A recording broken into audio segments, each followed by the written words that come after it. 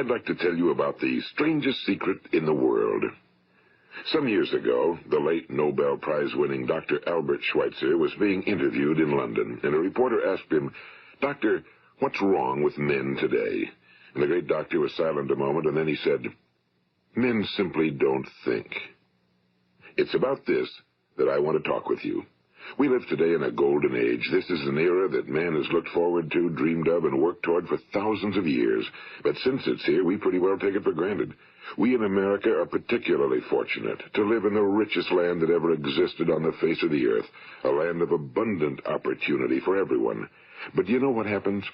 Well, let's take 100 men who start even at the age of 25. Do you have any idea what will happen to those men by the time they're 65? These 100 men who all start even at the age of 25 believe they're going to be successful. If you ask any one of these men if he wanted to be a success, he'd tell you he did. And you'd notice that he was eager toward life, that there was a certain sparkle to his eye, an erectness to his carriage, and life seemed like a pretty interesting adventure to him. But by the time they're 65, 1 will be rich. 4 will be financially independent. 5 will still be working. 54 will be broke. Now think a moment. Out of the 100, only 5 make the grade. Now why do so many fail? What has happened to the sparkle that was there when they were 25? What's become of the dreams, the hopes, the plans? And why is there such a large disparity between what these men intended to do and what they actually accomplished? When we say about 5% achieve success, we have to define success. And here's the best definition I've ever been able to find. Success is the progressive realization of a worthy ideal. If a man is working toward a predetermined goal and knows where he's going, that man is a success. If he's not doing that, he's a failure. Success is the progressive realization of a worthy ideal. Rollo May, the distinguished psychiatrist, wrote a wonderful book called Man's Search for Himself. And in this book he says, the opposite of courage in our society is not cowardice. It is conformity. And there you have the trouble today. It's conformity, people acting like everyone else without knowing why, without knowing where they're going. Now think of it. In America right now, there are over 18 million people 65 years of age and older. And most of them are broke. They're dependent on someone else for life's necessities. Now, we learn to read by the time we're 7. We learn to make a living by the time we're 25. Usually by that time, we're not only making a living, we're supporting a family. And yet by the time we're 65, we haven't learned how to become financially independent in the richest land that has ever been known. Why? We conform. And the trouble is that we're acting like the wrong percentage group, the 95 who don't succeed. Now, why do these people conform? Well, they really don't know. These people believe that their lives are shaped by circumstances, by things that happen to them, by exterior forces. They're outer-directed people. A survey was made one time that covered a lot of men, working men, and these men were asked, "Why do you work? Why do you get up in the morning?" 19 out of 20 had no idea. If you ask them, they'll say, well, everyone goes to work in the morning, and that's the reason they do it, because everyone else is doing it. Now let's get back to our definition of success. Who succeeds? The only person who succeeds is the person who is progressively realizing a worthy ideal. He's the person who says, I'm going to become this, and then begins to work toward that goal. I'll tell you who the successful people are. A success is the school teacher who's teaching school because that's what he or she wants to do. The success is the woman who's a wife and mother because she wanted to become a wife and mother and is doing a good job of it. The success is the man who runs the corner gas station because that was his dream. That's what he wanted to do. The success is the successful salesman who wants to become a top-notch salesman and grow and build with his organization. A success is anyone who is doing deliberately a predetermined job because that's what he decided to do deliberately. But only 1 out of 20 does that. That's why today there isn't really any competition unless we make it for ourselves. Instead of competing, all we have to do is create. You know, for 20 years, I looked for the key which would determine what would happen to a human being. Was there a key I wanted to know which would make the future a promise that we could foretell to a large extent? Was there a key that would guarantee a person's becoming successful if he only knew about it and knew how to use it? Well, there is such a key, and I've found it. Have you ever wondered why so many men work so hard and honestly without ever achieving anything in particular, and others don't seem to work hard and yet seem to get everything? They seem to have the magic touch. You've heard them say that about someone. Everything he touches turns to gold. And have you ever noticed that a man who becomes successful tends to continue to become successful? And on the other hand, have you noticed how a man who's a failure tends to continue to fail? Well, it's because of goals. Some of us have goals, some don't. People with goals succeed because they know where they're going. It's that simple. Think of a ship leaving a harbor, and think of it with the complete voyage mapped out and planned. The captain and crew know exactly where it's going and how long it'll take. It has a definite goal. Now, 9,999 times out of 10,000, it will get to where it started out to get. Now, let's take another ship, just like the first, only let's not put a crew on it or a captain at the helm. Let's give it no aiming point, no goal, no destination. We just start the engines and let it go. I think you'll agree with me that if it gets out of the harbor at all, it will either sink or wind up on some deserted beach, a derelict. It can't go anyplace because it has no destination and no guidance, and it's the same with a human being. Take the salesman, for example. There's no other person in the world today with the future of a good salesman. Selling is the world's highest paid profession, if we're good at it and if we know where we're going. Every company needs top-notch salesmen, and they reward those men. The sky's the limit for them. But how many can you find? Someone once said the human race is fixed, not to prevent the strong from winning, but to prevent the weak from losing. The American economy today can be likened to a convoy in time of war. The entire economy is slowed down to protect its weakest link, just as the convoy had to go at the speed that would permit its slowest vessel to remain in formation.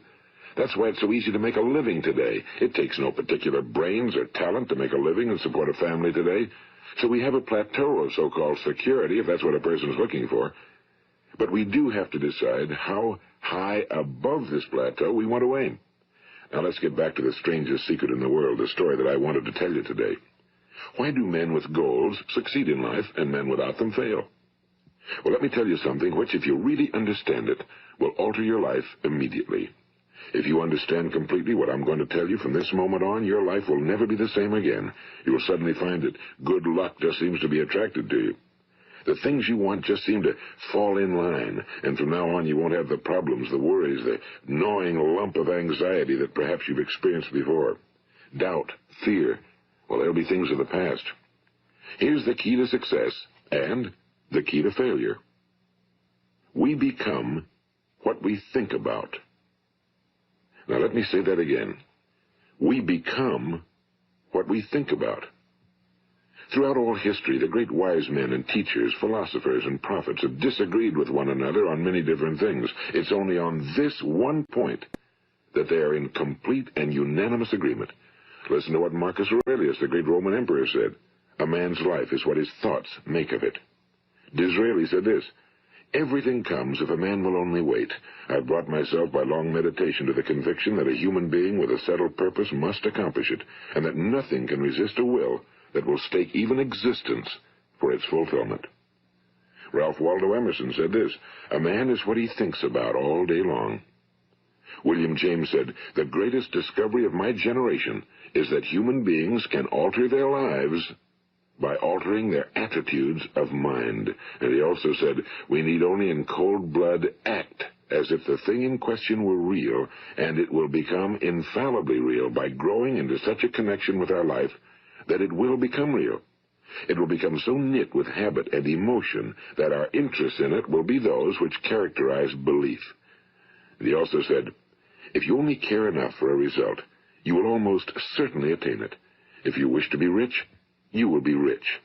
If you wish to be learned, you will be learned. If you wish to be good, you will be good. Only you must then really wish these things and wish them exclusively, and not wish at the same time 100 other incompatible things just as strongly. In the Bible, you read in Mark 9:23, if thou canst believe, all things are possible to him that believeth. My old friend Dr. Norman Vincent Peale put it this way, this is one of the greatest laws in the universe. Fervently do I wish I had discovered it as a very young man. It dawned upon me much later in life, and I found it to be one of the greatest, if not my greatest discovery outside of my relationship to God. The great law, briefly and simply stated, is that if you think in negative terms, you will get negative results. If you think in positive terms, you will achieve positive results. That is the simple fact, he went on to say, which is at the basis of an astonishing law of prosperity and success. In 3 words, believe and succeed. William Shakespeare put it this way: our doubts are traitors and make us lose the good we oft might win by fearing to attempt. George Bernard Shaw said, people are always blaming their circumstances for what they are. I don't believe in circumstances. The people who get on in this world are the people who get up and look for the circumstances they want, and if they can't find them, make them. Well, it's pretty apparent, isn't it? And every person who discovered this for a while believed that he was the first one to work it out. We become what we think about. Now, it stands to reason that a person who's thinking about a concrete and worthwhile goal is going to reach it, because that's what he's thinking about, and we become what we think about. Conversely, the man who has no goal, who doesn't know where he's going, and whose thoughts must therefore be thoughts of confusion and anxiety and fear and worry, becomes what he thinks about.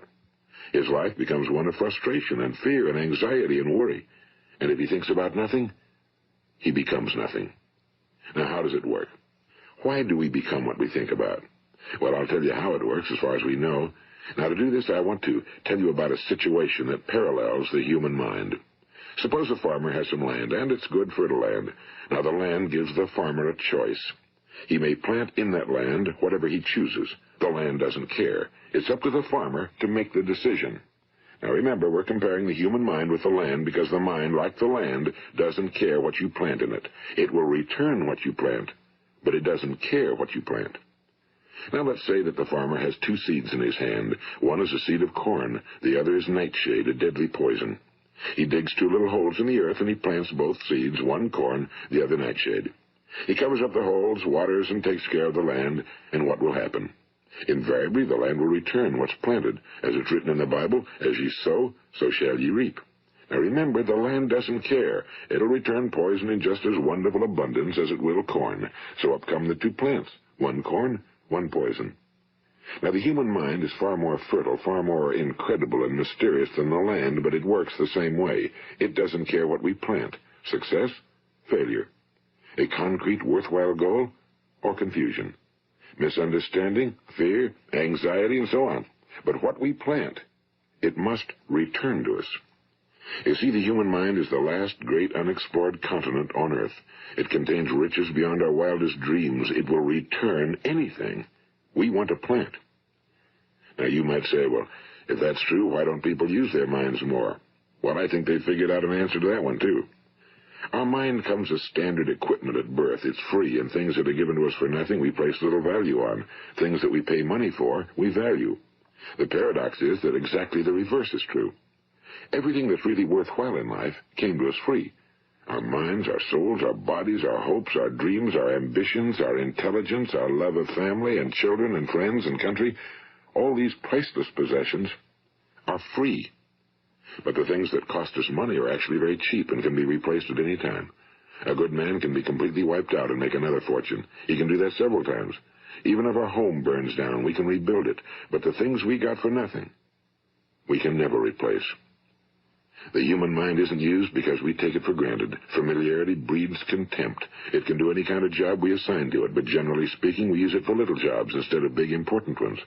Universities have proved that most of us are operating on about 10% or less of our abilities. So decide now, what is it you want? Plant your goal in your mind. It's the most important decision you'll ever make in your entire life. What is it you want? Do you want to be an outstanding salesman? A better worker at your particular job? Do you want to go places in your company, in your community? Do you want to get rich? All you've got to do is plant that seed in your mind, care for it, work steadily toward your goal, and it will become a reality. It not only will, there's no way that it cannot. You see, that's a law, like the laws of Sir Isaac Newton, the laws of gravity. If you get on top of a building and jump off, you'll always go down. You'll never go up, and it's the same with all the other laws of nature. They always work. They're inflexible. Think about your goal in a relaxed, positive way. Picture yourself in your mind's eye as having already achieved this goal. See yourself doing the things you will be doing when you've reached your goal.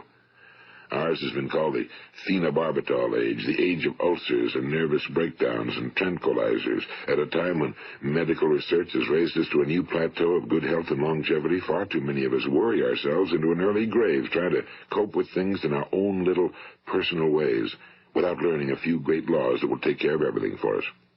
These things we bring on ourselves through our habitual way of thinking. Every one of us is the sum total of his own thoughts. He is where he is because that's exactly where he really wants to be, whether he'll admit that or not. Each of us must live off the fruit of his thoughts in the future, because what you think today and tomorrow, next month and next year, will mold your life and determine your future. You're guided by your mind. I remember one time I was driving through eastern Arizona, and I saw one of those giant earth-moving machines roaring along the road at about 35 miles an hour with what looked like 30 tons of dirt in it, a tremendous, incredible machine, and there was a little man perched way up on top with the wheel in his hands guiding it. And as I drove along, I was struck by the similarity of that machine to the human mind. Just suppose you're sitting at the controls of such a vast source of energy. Are you going to sit back and fold your arms and let it run itself into a ditch? Or are you going to keep both hands firmly on the wheel and control and direct this power to a specific, worthwhile purpose? It's up to you. You're in the driver's seat. You see, the very law that gives us success is a two-edged sword. We must control our thinking. The same rule that can lead a man to a life of success, wealth, happiness, and all the things he ever dreamed of for himself and his family. That very same law can lead him into the gutter. It's all in how he uses it, for good or for bad. This is the strangest secret in the world. Now, why do I say it's strange, and why do I call it a secret? Actually, it isn't a secret at all. It was first promulgated by some of the earliest wise men, and it appears again and again throughout the Bible, but very few people have learned it, understand it. That's why it's strange, and why for some equally strange reason it virtually remains a secret. I believe that you could go out and walk down the main street of your town and ask one man after another what the secret of success is, and you probably wouldn't run into one man in a month who could tell you. Now, this information is enormously valuable to us if we really understand it and apply it. It's valuable to us not only for our own lives, but the lives of those around us, our families, employees, associates, and friends. Life should be an exciting adventure. It should never be a bore. A man should live fully, be alive. He should be glad to get out of bed in the morning. He should be doing a job he likes to do because he does it well. One time I heard Grove Patterson, the great late editor-in-chief of the Toledo Daily Blade, make a speech, and as he concluded his speech, he said something I've never forgotten. He said, "My years in the newspaper business have convinced me of several things. Among them, that people are basically good, and that we came from someplace, and we're going someplace. So we should make our time here an exciting adventure. The architect of the universe didn't build a stairway leading nowhere." And the greatest teacher of all, the carpenter from the plains of Galilee, gave us the secret time and time again. As ye believe, so shall it be done unto you. I've explained the strangest secret in the world and how it works. Now, on this side, I want to explain how you can prove to yourself the enormous returns possible in your own life by putting this secret to a practical test. I want you to make a test that will last 30 days. It isn't going to be easy, but if you'll give it a good try, it will completely change your life for the better. Now, back in the 17th century, Sir Isaac Newton, the English mathematician and natural philosopher, gave us some natural laws of physics which apply as much to human beings as they do to the movement of bodies in the universe. And one of these laws is that for every action, there is an equal and opposite reaction. Simply stated, as it applies to you and me, it means we can achieve nothing without paying the price. The results of your 30-day experiment will be in direct proportion to the effort you put forth. To be a doctor, you must pay the price of long years of difficult study. To be successful in selling, and remember that each of us succeeds to the extent of his ability to sell. Selling our families on our ideas, selling education in schools, selling our children on the advantages of living the good and honest life, selling our associates and employees on the importance of being exceptional people. To, of course, the profession of selling itself. But to be successful in selling our way to the good life, we must be willing to pay the price. Now, what is that price? Well, it's many things. First, it's understanding emotionally, as well as intellectually, that we literally become what we think about, that we must control our thoughts if we're to control our lives. It's understanding fully that as ye sow, so shall ye reap. Second, it's cutting away all fetters from the mind and permitting it to soar as it was divinely designed to do. It's the realization that your limitations are self-imposed and that the opportunities for you today are enormous beyond belief. It's rising above narrow-minded pettiness and prejudice. And third, it's using all your courage to force yourself to think positively on your own problem, to set a definite and clearly defined goal for yourself, to let your marvelous mind think about your goal from all possible angles, to let your imagination speculate freely upon many different possible solutions, to refuse to believe that there are any circumstances sufficiently strong to defeat you in the accomplishment of your purpose, to act promptly and decisively when your course is clear, and to keep constantly aware of the fact that you are, at this moment, standing in the middle of your own acres of diamonds, as Russell Conwell used to point out. And fourth, save at least 10% of every dollar you earn. It's also remembering that no matter what your present job, it has enormous possibilities, if you're willing to pay the price. Now let's just go over the important points in the price each of us must pay to achieve the wonderful life that can be ours. It is, of course, worth any price. 1. You will become what you think about. 2. Remember the word imagination and let your mind begin to soar. 3. Courage. Concentrate on your goal every day. 4. Save 10% of what you earn. And 5. Action. Ideas are worthless unless we act on them. Now, I'll try to outline the 30-day test I want you to make. Keep in mind that you have nothing to lose by making this test and everything you could possibly want to gain. There are 2 things that may be said of everyone. Each of us wants something, and each of us is afraid of something.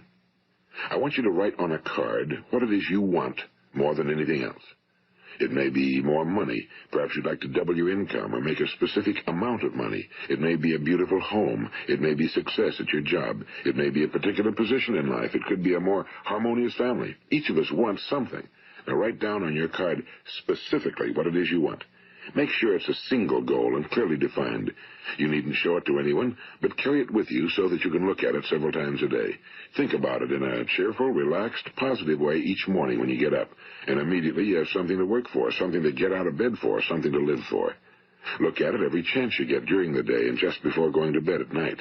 And as you look at it, remember that you must become what you think about, and since you're thinking about your goal, you realize that soon it will be yours.